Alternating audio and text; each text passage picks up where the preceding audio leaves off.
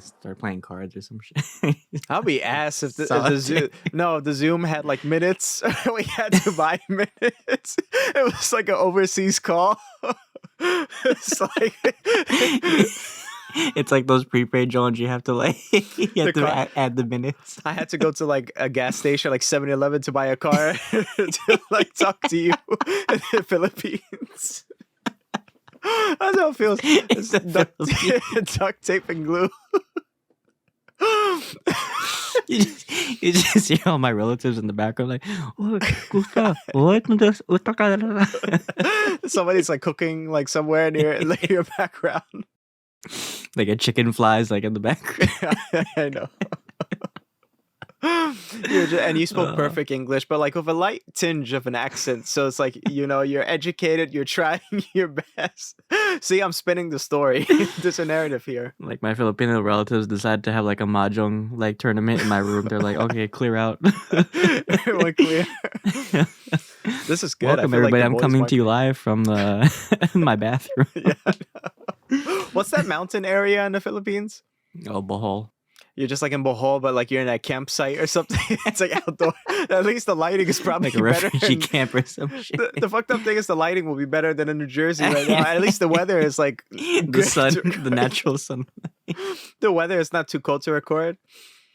I have to Oh, go to gosh. fucking like Luke's planet just to record. I know. Bubbles just walking by. Right. Oh man. He's right there. Oh boy. It's like you at the hiss, but like he's right there. It's right there. It's fucking. I can't get rid of it. I'm sorry to anybody who's listening to our hiss more than our voice. Drop down like a hint down below. I need like one of those tutorial guides. Welcome to the Hiss Table podcast. we should like make some videos like in a playlist of like ASMR, like the best hiss videos, and just like leave it to like let us like be quiet. Let it go. They make like a whole like Academy nomination for us, like our own category, like best hits. I want to make a compilation of like all the times we said names wrong, like or like we did like wrong information, or Watch Mojo. Like That if would Watch actually Mojo- be like a cool episode idea. Like we nominate our own episodes. that would be great. It's hard to choose from because they're all know. equally shitty. No, Like we're- worst audio or like the first worst episode PNG transition. when you're like you were literally well, that's all that, and I was like, okay. You're like, if you like this video. Most stutters. Oh goodness me. Do you want to cold opening? do you want to, since we're running this, do you want to real fast mention some news about Disney Plus and Marvel, Netflix? Sure. So it was announced that I forgot who I saw it on TikTok. I think I forgot who like formally announced it, but the Defender shows are now leaving Netflix. So I have some big theories on this. I know you do as well. So yeah. tell me your thoughts on it.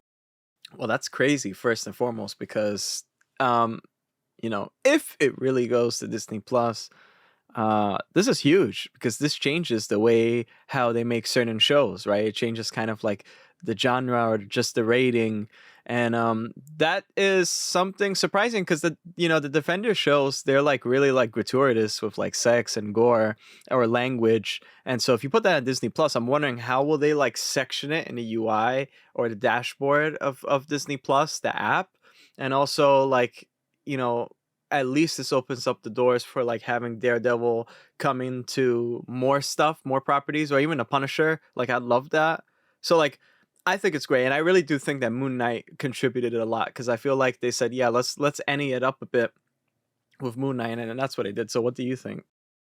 No, that's true. I'm wondering like as well, like how they're going to like parental controls. I mean, I guess they have like a setting where you can like filter certain things, but really you should be watching what your kids pay attention to anyway.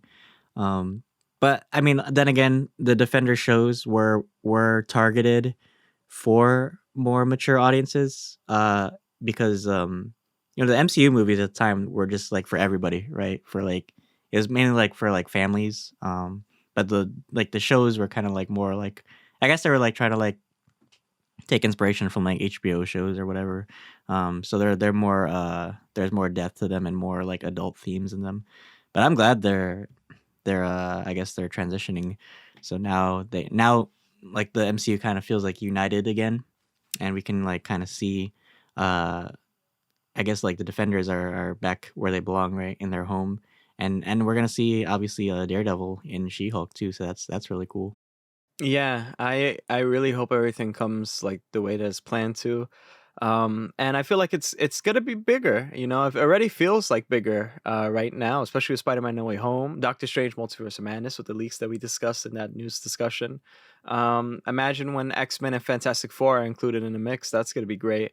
And now we have Defenders. I mean, one thing that I always wish that happened in Endgame, Endgame's like that movie where like there's so many missed opportunities. Once like now I'm starting to feel the same way about Spider-Man: No Way Home. It's like I feel like there's a lot of missed opportunities. Like I wish like the Defenders kind of showed up at in Endgame somehow. It would have been weird because they're more like straight level heroes. I think it would have been weird to have like what the fuck is she gonna do? She gonna fucking like kick some aliens or some shit? Like take pictures of like, the battle or some shit? Well, they didn't do her justice in the show, you know. Like she was supposed to be same thing with Luke Cage. Luke Cage, they didn't do him justice with his strength because Luke Cage is supposed to like be And Iron Fist, hella strong. they nerfed Iron Fist, so it's like the fuck they gonna All of do? them, Like yeah, except yeah. Daredevil. Daredevil's like really. I mean, Daredevil But is even obviously Daredevil, a it's like what the fuck? brawler. Like the whole battle is like noisy, so it's like what the fuck was he gonna do? He's gonna be like distracted the whole time. I don't know. Or, but regardless, still, I mean, it's just one of those things where it's like I would like to see it like just cause. I think sorry if you guys hear my dogs barking right now, but yeah, I mean Your it's just dog one of those agrees with you. things. Yeah, I know. It's I'm in the Philippines right now. I'm cooking something. No, but that's exciting news. It's kind of sad too because I always like I'm gonna kind of miss like watching them because I revisited like some shows last time on Netflix, so I'm kind of gonna miss it. But I think it's Disney is like going hard with like their properties like Star Wars with the crossovers and like the expanding and like even with this now I think the future is bright. I always say that, but like it really feels like everything's going great, you know. Well, they're So multi-million-dollar properties, so it's like, why wouldn't you have those cards in your deck, right? yeah. So, I mean, like the Defenders had such like a huge like full cult following, even though some of them, weren't as great as others. But that also leaves room for improvement, right? So, like, imagine like they took, like, could you imagine like they took like Iron Fist for example, and they brought him into like Shang-Chi or something, or like I don't know, like maybe Jessica Jones meets like Spider-Man or Luke Cage. I don't know. It could be like a lot of things, right? Because there's so much room for them to just explore and really make the MCU feel more like the comics, and they're kind of doing that already, which I like. But yeah, so I don't think they would just like let go of their properties at ease. And Netflix had it for like a long fucking time too. So I think it's time now that they really want to say like, hey, these properties really like deserve a home back with us too. But Yeah, yeah, absolutely. Absolutely. And it feels like a giant theme park. And having these included, it's just a wonderful place to visit, right? And that's what we really want. And now everything feels like whole. So I can't wait to see the future of it. one world, one family, or Yeah. whatever the fuck it's called. That's how they marketed it on Facebook or No, something. one world, one people. What the fuck? It's so funny too. She was in Star Wars too. She was in Solo, and I she know. basically played the same character. She was the same character. She came out with like a smile. That's what it was. One world, one people. That's what she One, says to like Solo. One world, one people. I would love to see her back. Oh my gosh. Oh, Oh boy, what? oh boy, I wouldn't want to see her back. I was glad they put that bitch down. I would have put her like down like long time ago. I would have shot her right there in the head like long time ago. Yeah, that bitch was annoying. Damn, they killed my guy Lamar. Shit. Oh man. Oh no. No, no. There's no justice for Lamar. That was like so shitty. They just play the Zuniga No. City. Watch our first review of from the Lunch Table podcast. That was our first thing that we actually reviewed was Falcon and Winter Soldier. Those were good times. Yeah, the last episode. The last episode, yeah, we missed Our a lot. first Like, episode was the last episode of Winter Soldier. and then Loki was like the first, and then last. I mean, Good well, at least we're doing times. episode by episodes now, which is fun, Yeah, right? We just yeah, finished Book of I Boba really Fett. enjoyed our Boba Fett episode by episode series. That was fun, and I can't wait for Mandalorian too. It's gonna be great, and Obi-Wan Kenobi, of course, was just announced. So Yeah. Kenobi. Good on. So if you guys really want to check like cool content and great conversations, just check out our episode by episode reviews. You know, it's put a lot of love to it, and the conversations are really nice as well. So any support you could give us really helps. It's yeah, and we're here to we're gonna stay. So there's plenty of stuff coming out soon, and we're catching up on a lot as well. So we got different stuff other than superhero stuff probably coming near future. You know, so it's really fun. So just stick with us. The superhero ones are always fun though. So I even got my Batman shirt that Akram's Ooh. mom was generous enough to give me. So shout out to Akram's mom. Yes. It looks great on you. Yeah, really Watch, I cool. get like a fucking like tomato stain on it, and I can't go to the premiere. Like, ah. Well, you probably can't go to the premiere anyway because you didn't get the ticket. So that's I got my tickets, motherfucker. I don't know about Oh, you. okay, okay, I okay. told you that I got them like for March 2nd. So I But you might even didn't tell see it. them that, so tell them that. Hey, it is what it is. March 2nd, that's great. Okay. I get to the theater and it's like dun, dun, dun, dun, Oh my dun. god. I can't wait. I can't wait to do the review of that and a psychology episode before. And this like the background, I think you guys are gonna love the background as well. It's just everything. We got a lot to discuss about Batman in general through psychology to this film and breaking down Easter eggs as well. So And the review coming Rogues soon. Gallery. We have a Rogues Gallery episode too, where we're gonna Yeah. compare I think Spider-Man and Batman's Rogues Gallery and how they're like similar and different. But yeah, so there's a lot of great mythology episodes coming. I want to do another Star Wars theory like episode That was down the fun. line, like I the What think If Star Wars. like South African like themes we could throw in there like last time when I was pulling up the South but they made sense though. It's just like it makes sense, all right? So out of context. Out of context it doesn't make sense, but you know, Especially people haven't watched that episode. They're like, what? it's like Star Wars South Africa. Like just watch the episode. That's like season 1 of our podcast. So that was like The lunch table. What a joke. I know that was what a ride. What a ride. Hey guys, welcome to another episode of the Lunch Table Podcast with Dylan and Akram. We are back for another Peacemaker episode titled Stop Dragging My Heart Around. It was a cool episode. We got a lot of cool action, some more insight into Peacemaker's past, some debacles with his father, and some more details about the butterflies too. So Akram, going into episode 7, what did you think? Yeah, it was action packed. I mean, it definitely felt like the little battle before the war, right? And so at least some stuff got tied off pretty quickly. I thought that it'll maybe extend later on to the last episode, but no, they tied it off here, which I guess is kind of pleasant to see. That's when you know that it's probably going to be like a well-rounded show, or like it won't leave too many questions that you have to see in a movie or something. So yeah, it was a great episode. I really like just the dynamic between Adebayo and also what's it called, her Stoneheart or whatever her name is. I like that. Yeah, Hardcore. I call it Stoneheart's basically the same thing. Whatever, Hardcore. Like I just like the dynamic, and we kind of like seen some more of the butterflies, some sad moments as well that I'm sure we're gonna delve into later on in this episode. But yeah, I know. So, but let's just get started. So, what did you think? Yeah, well, first of all, that opening scene was great. Just like Peacemaker, like he's in such a state of shock because, well, first of all, Adebayo at the last episode, inserted his diary into his room, and once the cops found it, and the butterfly cops, I should say, now he's kind of like exposed, and it was revealed that this was Waller's contingency just in case their mission failed. So now he's kind of like painted as like this criminal or this mass murderer, right? Yeah, it's just like this episode was just really like him like trying to like recover, and like he's having like PTSD moments of his younger brother, and we see like a great scene, like a flashback scene of like when they were kids.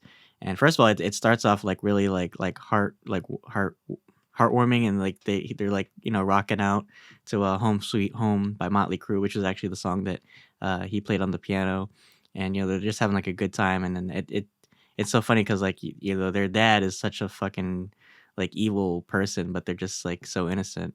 And then their dad does some fucked up shit, and he's like making them fight for like I don't know, like fucking like betting money or whatever. So and then during the fight, Peacemaker actually, or Chris, kills his brother by accident. I still don't understand how he killed him in one punch. That was kind of weird.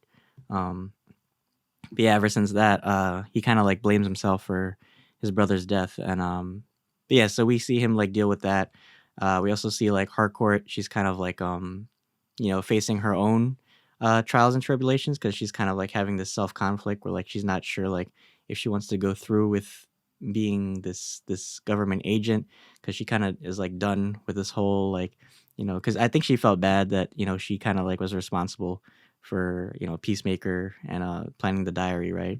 And then like Harcourt even like challenges her, but in a way like like Adebayo had a good point, like what constitutes like betrayal, right? Like or like what's so fucked up because like she literally shot an innocent dude, but betraying like Peacemaker, that was the line crosser. I don't know. Like, what did you think?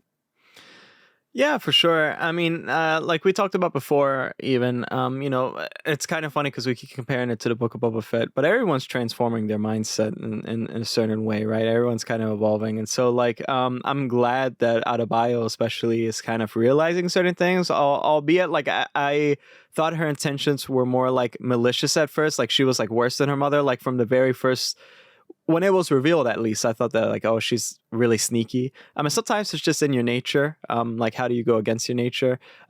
Especially with the butterflies, right? Like, it's just in their nature, perhaps, or they kind of like adapted to that, or maybe it's all about evolution as well. Like the butterflies have a certain plan that they want to, Great point. yeah, like they want to adhere to it, right? Is this how it's supposed to be? So I felt like the whole thing was really, it was very revealing, and it was very truthful towards the characters. Um, was it a little rushed certain times? Maybe some people will say so. I don't think so. I think because there's like stakes in a way, and they kind of have to like really get this done, and that kind of makes them like good soldiers at the end of the day. They kind of have to like swallow the shit and just get through with it. So Yeah, great point. Yeah, thank you. especially like so after, Peacemaker, he's trying to like get his shit together. Mern's the Mern's butterfly is exposed now. Oh, Um so now we get that tragic scene where he's he's trying to cover for the team and he's like, it was a honor serving with you guys. So that was a really like tragic moment. That's yeah, such like that guy is such a good actor too. So I'm yeah, kind of sad that he's no longer with us, but we're close to the last episode already. Um and it kind of unites the team a bit more, right? Because now Harcourt is taken over as the team leader, and I think she actually is the leader of like the Suicide Squad in the comics too. So it's kind of like her own evolution in a way. So she's transforming from like this regular agent to now to becoming like a more like a model like leadership role, right? And she kind of has to like unite the team now because now that they've lost their strategist and their leader, and the Mern's butterfly was like the only one that really like understood their enemy now. So now they kind of have to come together and strategize. But yeah, so going back to Peacemaker, so obviously this episode is titled after his father. So he dons the white dragon armor, and as much as I hate him, that armor looks so fucking yeah, badass. I'm not right. gonna lie, Yeah, because yeah, it looks so accurate to the comics, but it's just like the way it looks, like it's like so badass. And like exactly. he's got some like fucking like menacing like abilities too. So yeah, he's gathering his little KKK uh group, and they go hunt Peacemaker, Vigilante, and Economos because they're all driving together. And that scene kind of was funny because it reminded me because like when he tied the helmet to the raccoon, it made me Uh, think of Guardians of the I Galaxy know, I know. when the Ravagers were chasing Rocket. Right, I know. They should have played like Southern Nights and shit. Right, exactly. That was a great But yeah. callback, I guess. Yeah, what did you think like seeing his dad like and him like fighting together? It was tragic because the dad, like, clearly is like, just pure evil. And so like he's so like in the way of Peacemaker. And he really is like he's the one who kind of like ruined Chris's like mentality of like just like who he's supposed to be in general, how he's supposed to behave in general. So I mean, we talked about before facades and stuff like that. And so like I think now I'm starting to guess like James Gunn really, I think, casted John Cena perfectly because I don't know if this was planned, but like John Cena, his physique is so huge and really everything's a facade, right? This isn't really Chris. And so like even like the White Dragon armor is like so bulky. Like, is it necessary? I don't know, but it's so like just bulky. It looks so like monstrous, right? I don't know if like Chris is like in a way trying to emulate his father's past. So it's not sad because it's like father and son fighting. It's kind of sad because it's like Chris has to fight who he's actually supposed to be. And in a way, he's kind of like disappointing his father and slightly disappointing himself. And plus, the whole thing was fun to see too. Like, I love the CGI, like the White Dragons, like the capabilities of that suit was awesome. And you know, just the fight between Vigilante and White Dragon as well, I thought was well. Actually, I was like, what the hell did Vigilante just do? Because he blew up himself. Basically, he was gonna toss a Oh yeah, in the grenade. beginning. I didn't get that. I was like, There's whoa, no what? wrong time to rob. Yeah, I know.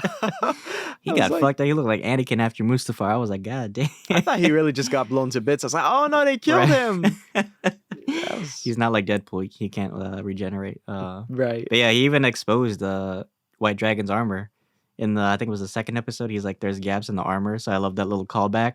So he really like exposes that, and he's like, there's gaps in the armor. It's like right before like White Dragon's about to kill Peacemaker. Then he's like, he comes out of nowhere. I'm like, God damn.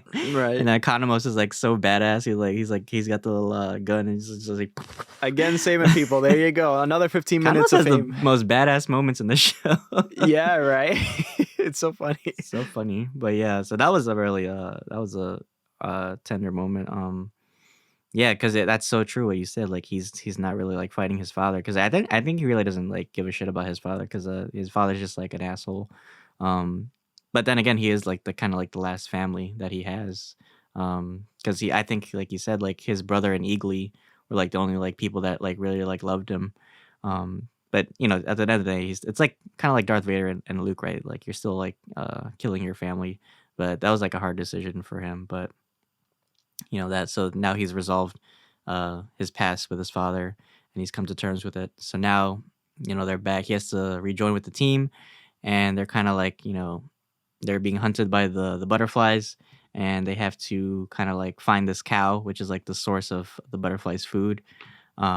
Before that, actually, we get like a funny scene with the judo master at the 7-Eleven I'm station. back, bitch, or whatever. Oh yeah, that too. Yeah, I know. He's always eating those cheat. I Those got a hot theory. chips.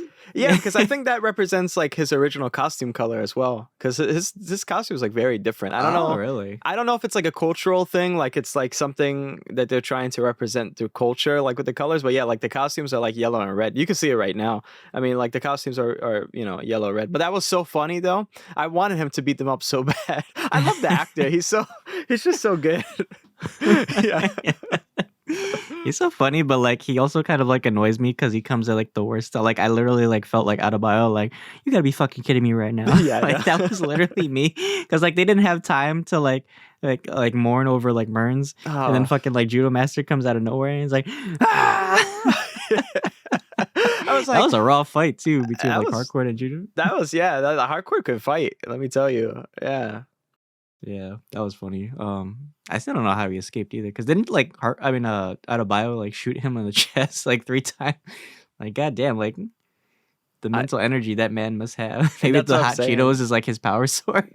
That's why he's talked about like empty calories or something, or empty. We're Oh no, onto what's that? something here. Yeah, that was somebody talking about that. That was so funny though. But oh man, I wanted like to mourn. The What's his name Merns again? I butterfly. forgot. Yeah. He was so cute. Ikta something, I don't know. He was so cute though. Like look at him. He I was know. just like so cute. He was like this.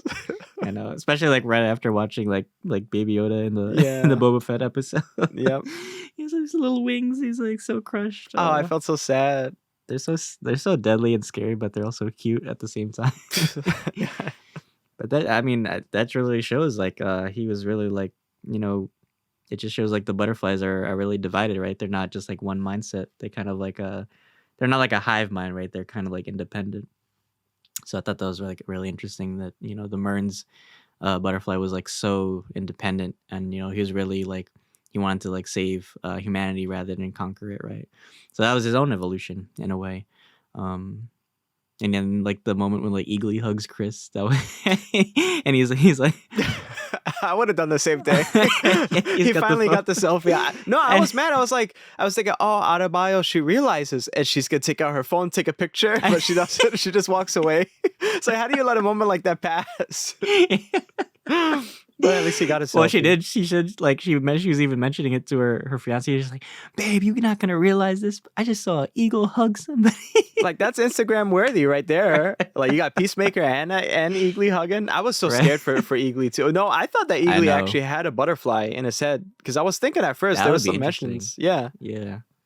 No, that would be really interesting because they took over the gorilla. So who's to say like they couldn't take over like Eagly too? like for years maybe Eagly has been like like that kind of, and that's why he behaves that way. I mean, I wouldn't be that mad because it's kind of like a cute thing, like, and it makes sense. But who knows? I don't know if they'll go into that next episode. But I I don't know love why he Eagly, doesn't man. just eat them either. Like they're probably Yeah, like good source of protein. Who knows? exactly. But what do you do? This was also interesting too. Like, what do you think Adebayo said to her fiance? Do you think they just split up? Because they kind of like left that on a open ended thing. I think like we didn't have much time with the fiance, so like I feel the audience reaction will kind of be mad at the fiance if they kind of break up because they're thinking like, oh, the fiance's then is like a bitch. But like if they leave, if they kind of like leave it to like where it's like we kind of have to work things out later on, I feel like that's okay because it's not a big deal at the end of the day as well. It's kind of like a thing where like you could either go two paths. You could either have Adebayo fully committing and like just like now she's gonna start like be a part of a new Task Force X or something like that with Harcourt and they're gonna run things, or it could be like that, but maybe she realizes like, yeah, you know what, this really isn't for me. I did my duty. I don't want to be like my mom eventually. So let me kind of dial it back and let's work things out with my fiance. So it could be either those, but I don't think the latter of her just leaving and like being with fiance, I don't think it's like too important. So if they just want to Yeah, go with because that, it's less work for them, you that know? whole like fiance subplot, in my opinion, is like the weakest part of this show. Because Yeah. like you said, we haven't had much time with the fiance, and every scene we've had is just like them like arguing about her job and shit. So it's not like something like I totally like care for. So I don't know what they could do at the end to make it seem relevant. Um, Yeah. yeah, it's like you said. Like I think like she definitely like I think like her kind of like in the way that MJ in No Way Home represented like Peter's like other life of just like having a relationship, being someone else other than Spider-Man. Yep. I think that's what the fiance is kind of like representative because like Adebayo, the whole reason she does this job is she just wants to build a family, right? She doesn't really care like about like politics or like the stuff that her mother wants her to be, right? She's just kind of doing this just because like she needs like money. So I think that's really, but now she's kind of like evolved too, right? So now she's really like accepted that even though she doesn't want to be like her mom, um, saving the planet is more important, right?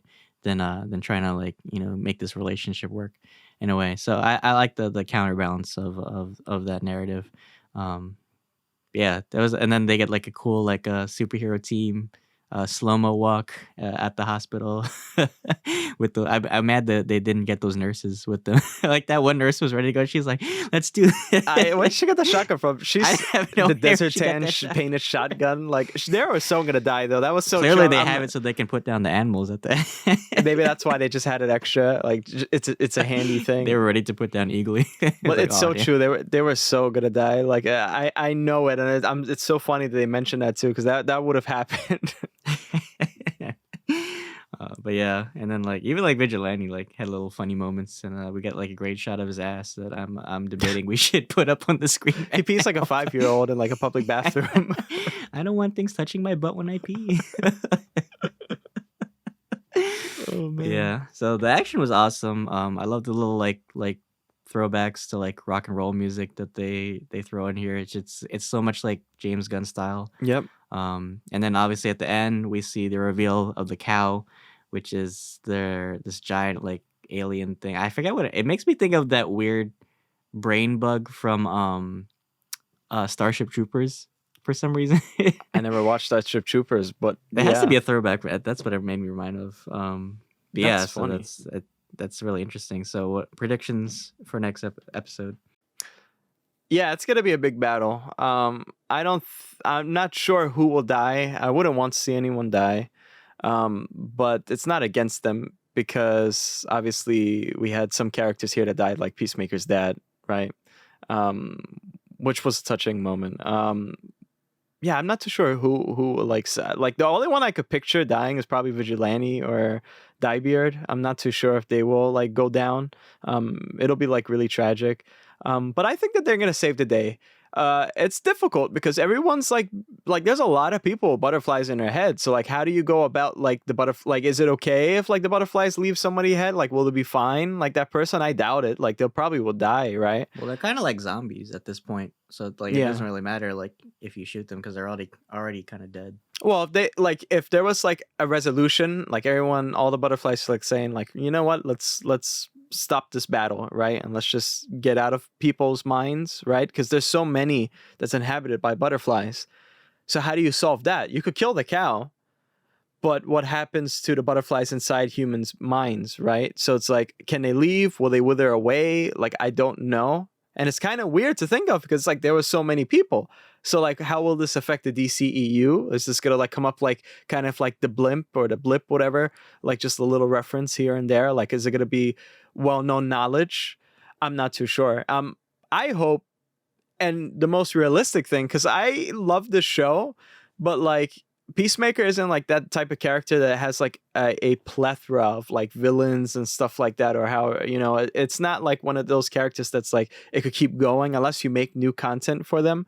So like realistically, I kind of feel like maybe Peacemaker will kind of retire from being the Peacemaker. He killed his father because he is the Peacemaker, right? He did his job, like finally, like he killed the right person, but it was so wrong to do. You know what I mean? So it's like I think after all the stuff that he's went through and this realization, I think the most realistic thing is for everybody to go about their way, like Adebayo perhaps going with like trying to get counseling for the marriage if she's interested. Dye Beard with Harcourt go back to what they want to do. Perhaps they take over a new unit. And Peacemaker, you know, just riding off. Maybe they're gonna still team up, like kind of like Luke Cage and Iron Iron Fist, Fist, Heroes for yeah, Hire. You know what I like him mean? and Vigilante just have like their own like little like team over like crossover team up.